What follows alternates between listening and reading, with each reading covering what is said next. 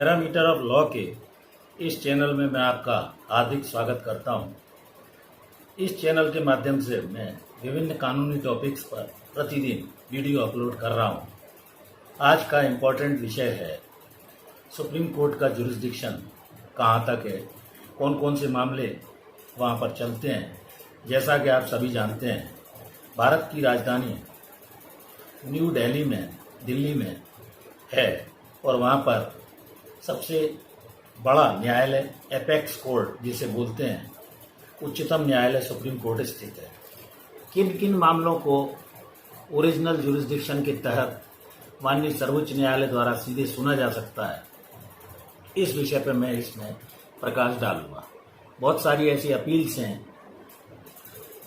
SLP हैं, special leave petition है, writ petitions हैं जो आर्टिकल 32 के तहत, ट्रांसफर पिटीशन है, रिव्यू पिटीशन है, इसके अलावा क्रिमिनल सिविल पिटीशन है, क्यूरेटिव पिटीशन है। इनमें कई चीज़ों में ओरिजिनल जुरिस्डिक्शन माननीय सर्वोच्च न्यायालय को प्राप्त है। तो इस प्रकार सुप्रीम कोर्ट में कैसे कामकाज होता है, कौन से मामले वो सुन सकते हैं, इस बारे में मैं इसमें बता रहा हूँ। भारत के संविधान के आर्टिकल 136 में स्पेशल लीव पिटीशन संबंधी प्रावधान है। भारत के किसी भी न्यायालय, चाहे वो तहसील लेवल का हो, चाहे वो छोटा न्यायालय हो, जिला न्यायालय हो, हाई कोर्ट हो, कोई गवर्नमेंट के द्वारा पास किया गया कोई ऑर्डर हो, सीधे आप माननीय सर्वोच्च न्यायालय के समक्ष भी जा सकते हैं। लेकिन मैं ये सुझाव दूंगा कि सर्वप्रथम यदि आपको रेमेडी या उपचार माननीय उच्च न्यायालय जो आपके राज्य का है वहाँ पर आपको प्राप्त है विधि के तहत, तो सबसे पहले आप वहाँ जाएं। क्योंकि कई बार माननीय सर्वोच्च न्यायालय के समक्ष आर्टिकल 32 में या अन्य किसी मैटर में, स्पेशल लीव में 136 के तहत, आर्टिकल 136 इंडियन कॉन्स्टिट्यूशन के तहत जाने पर माननीय सर्वोच्च न्यायालय के वरिष्ठ न्यायाधीश गण ये कहते हैं कि आप पहले रेमेडी अवेलेबल थी तो माननीय उच्च न्यायालय के समक्ष क्यों नहीं गए। तो इसके लिए सबसे पहले आप प्रॉपर एडवोकेट देख लें, सर्च इंजन से देख सकते हैं आप, और प्रॉपर लॉयर, उसका प्रेजेंटेशन अच्छा हो, ड्राफ्टिंग अच्छी हो। मोस्टली केसेस वहाँ एडवोकेट्स ऑन रिकॉर्ड के द्वारा सुप्रीम कोर्ट में फाइल होते हैं। मैंने अलग से भी कुछ वीडियो इस बिंदु पर बनाए हुए हैं। तो अच्छे लॉयर के लिए आप सर्च इंजन वगैरह से वहाँ पहुँचें, देख लें, पहले से आपको लॉयर की जानकारी हो, प्रिकॉशंस लें। डायरेक्ट जाकर सुप्रीम कोर्ट के प्रेमाइसेस में एडवोकेट ढूंढना आपको काफ़ी महंगा और परेशानीपूर्ण साबित हो सकता है। उसका कारण ये है कि वहाँ पर कई बार कई टाउट्स आपको मिल जाएंगे जो बोलेंगे कि हम अच्छे एडवोकेट से आपको मिलवा देते हैं, इतनी फीस होगी, और उनके चंगुल में आप अगर फंस गए, कंफ्यूज हो गए, तो ऐसे टाउट्स के कब्जे में जाने से आपको परेशानी हो सकती है। तो कृपा करके सुप्रीम कोर्ट के कैंपस में तत्काल बिना जानकारी के जाकर एडवोकेट न ढूंढें, ऐसा मेरा सुझाव है। मैं एक रिटायर्ड न्यायाधीश हूँ। आपकी जानकारी के लिए बहुत सारी चीज़ें इस चैनल पर उपलब्ध करा रहा हूँ। एडवोकेट्स एक्ट की धारा 138 से संबंधित मामले, धारा 23 कंज्यूमर प्रोटेक्शन एक्ट से संबंधित मामले भी माननीय सर्वोच्च न्यायालय के समक्ष चल सकते हैं। अब जहाँ तक ओरिजिनल जुरिस्डिक्शन का प्रश्न है, इसके समक्ष चलने वाले मामले निम्नवत हैं। एक राज्य से दूसरे राज्य का यदि कोई झगड़ा है किसी तरह का, तो वो माननीय सर्वोच्च न्यायालय द्वारा सुना जा सकता है।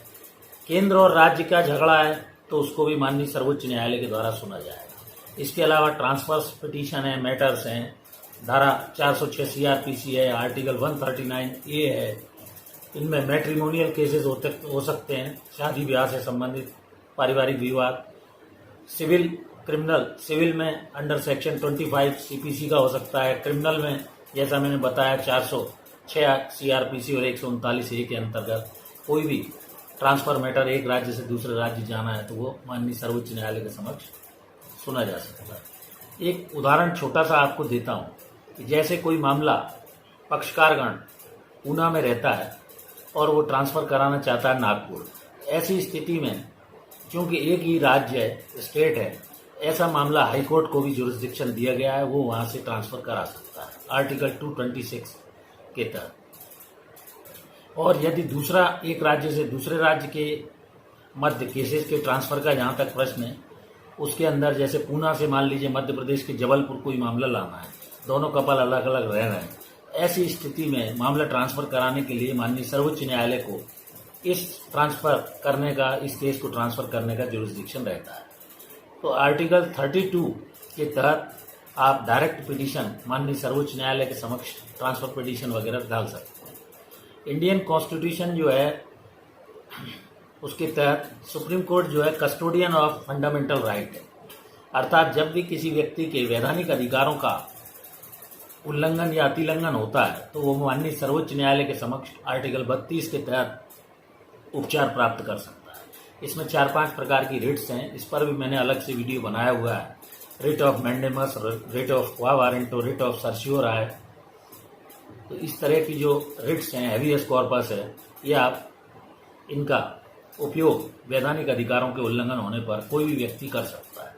अब जैसे कि हिंदुओं में भगवत गीता उनका पवित्र ग्रंथ है, मुसलमानों का कुरान है, क्रिश्चियंस का बाइबल है, उसी तरह इंडियन कॉन्स्टिट्यूशन को आप जो भी जानकारी आपको लेनी है, जिस भी भाषा की आप जानकारी रखते हैं, अपने पास रखना चाहिए।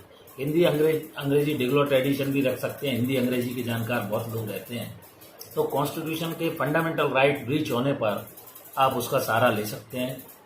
इसमें विधायिका लेजिस्लेचर, इसके अलावा एग्जीक्यूटिव कार्यपालिका, जुडिशरी न्यायपालिका, वाइस प्रेसिडेंट, प्रेसिडेंट,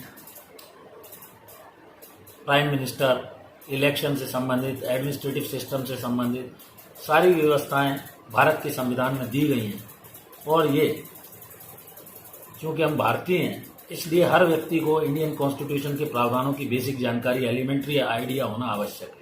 तो इसको आप अपने पास रखिए, इसका अध्ययन करते रहिए, देखते रहिए। मेरा सजेशन है कि कॉन्स्टिट्यूशन में जो आर्टिकल 32 और 226 है, इसको भी अच्छे से पढ़िए। कॉन्स्टिट्यूशन के फंडामेंटल राइट 226, 227 के अधीन आप यदि आपको रेमेडी स्टेट से संबंधित है तो माननीय उच्च न्यायालय को भी बहुत सारे अधिकार दिए गए। वहाँ आप जाकर आप अधिकार के उल्लंघन के लिए उपचार प्राप्त कर सकते हैं और किसी व्यक्ति को इस बारे में सुझाव भी दे सकते हैं। अब फंडामेंटल राइट में अगर आप डायरेक्ट सुप्रीम कोर्ट जाएंगे तो कई बार ऐसी स्थिति आ जाती है कि यदि जेन्युइन रीजन नहीं है और उस रीजन से कोर्ट संतुष्ट नहीं है तो वो एक्सेप्ट नहीं करेंगे आपके मामले को और पूछते हैं कि क्या आप उच्च न्यायालय पहले क्यों नहीं गए, कारण बताएं। ऐसी स्थिति में जेन्युइन रीजन होने पर ही आप माननीय सर्वोच्च न्यायालय का दरवाजा न्याय प्राप्ति हेतु खटखटाएं। इसके अलावा PIL वगैरह होती हैं, जनहित याचिका, जो कॉमन इंटरेस्ट जिनमें लोगों का इन्वॉल्व रहता है, वो भी माननीय सर्वोच्च न्यायालय आर्टिकल 32 के तहत PIL ट्रीट करके सुन सकते हैं। रेफरेंस मैटर हैं जो आर्टिकल 143 के तहत, 317 आर्टिकल के तहत माननीय सर्वोच्च न्यायालय के समक्ष रेफरेंस मैटर चल सकते हैं। लीगल मैटर्स में कुछ मामलों में जैसे ट्रिब्यूनल हैं, गवर्नर हैं, प्रेसिडेंट हैं, इनमें राय के लिए, एडवाइस के लिए भी ये मैटर माननीय सर्वोच्च न्यायालय को भेजे जाते हैं। और इलेक्शन पिटीशन, चुनाव से संबंधित जो याचिकाएं हैं, ये भी आर्टिकल 32 के तहत माननीय सर्वोच्च न्यायालय के समक्ष चलती है। इनकम टैक्स एक्ट के तहत सेक्शन 257 के तहत कई मामले माननीय सर्वोच्च न्यायालय के समक्ष चलते हैं। स्पेशल लीव पिटीशन, जैसा कि मैंने बताया, आर्टिकल 136 के तहत रिव्यू पिटीशन का भी अधिकार माननीय सर्वोच्च न्यायालय को दिया गया है। यदि किसी कारण से माननीय सर्वोच्च न्यायालय के न्यायाधीश द्वारा, महामहिम जो भी हैं उनके, सुप्रीम कोर्ट के, उनके द्वारा कोई ऑर्डर दिया गया, उनको ऐसा लगता है कि रिव्यू इस मामले में करना आवश्यक है, तो ऐसी स्थिति में उसको रिव्यू पिटीशन को एक्सेप्ट करके उस मामले के जो भी उन्होंने ऑर्डर पास किया है उसको रिव्यू भी कर सकते हैं। इसके अलावा एक लास्ट है अंतिम व्यवस्था, क्यूरेटिव पिटीशन। ये क्यूरेटिव पिटीशन का भी सुनवाई का क्षेत्राधिकार माननीय सर्वोच्च न्यायालय को प्राप्त है। इस प्रकार मैंने इस वीडियो में सरल भाषा में आपको सुप्रीम कोर्ट के जुरिस्डिक्शंस जैसे appeal, special leave petitions, writ petitions, transfer petitions, review petitions, civil criminal petitions, curative petitions, High Court वगैरह से कईयों में आपको सर्टिफिकेट भी लेकर जाना होता है। उसके बाद उस मामले की लॉ पॉइंट पर सुनवाई वहाँ होती है। और ये उच्चतम न्यायालय, भारत की सबसे वरिष्ठ न्यायालय है। आर्टिकल 141 में कहा गया है, the judgment of the Supreme Court shall be binding on all the courts. नज़ीर के तौर पर जो भी उनका वर्डिक्ट किसी मैटर के संबंध में लॉ पॉइंट पर दिया जाता है और सभी न्यायालयों में देश के आम नागरिक को मानना होता है। तो इस प्रकार सुप्रीम कोर्ट में कैसे क्या कामकाज होता है, कौन कौन से मामले सुने जाते हैं, क्या जुरिस्डिक्शन है, मैंने इस वीडियो में संक्षेप में बताने का प्रयास किया। मैं समझता हूँ ये वीडियो आपको अच्छा लगा होगा। यदि पसंद आए तो आप इसे लाइक शेयर करें, मित्रों को भेजें, परिचितों को भेजें, दोस्तों को भेजें, समाज के कुछ और लोगों को शेयर करें, लाइक करें। और इस चैनल पर बने रहने के लिए जो आप सहयोग मुझे दे रहे हैं, मैं बहुत आपका आभारी हूँ। इस चैनल से जुड़िए, आपकी कानूनी जानकारी में निश्चित तौर पर इजाफा होगा। आज इस वीडियो में यहीं तक, कल फिर मिलते हैं नए वीडियो के साथ। Thank you for watching this video. नमस्कार।